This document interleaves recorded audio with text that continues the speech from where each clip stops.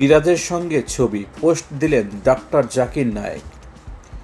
দুজনের মাথায় টুপি, হাস্যোজ্জ্বল মুখ।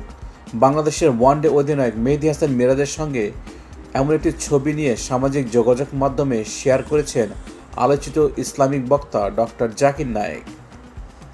মিরাজ ও জাকির নায়েকের এই ছবি কোথায় তোলা হয় সেটা জানায়নি।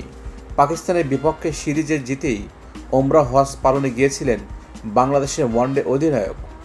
হয়তো সেই সময় জাকির নায়েকের সঙ্গে দেখা হয় তারপরে এই ছবি, যারা ক্যাপশনে লেখা হয়েছে মুসলিম ক্রীড়াবিদদের সঙ্গে আলাপচারিতা।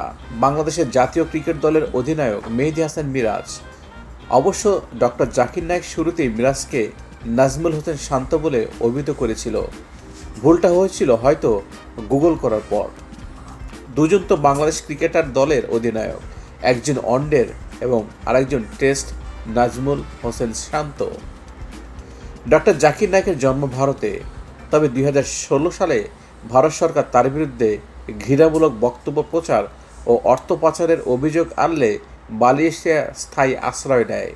এখন পর্যন্ত ডক্টর জাকির নায়েক সেখানেই রয়েছেন।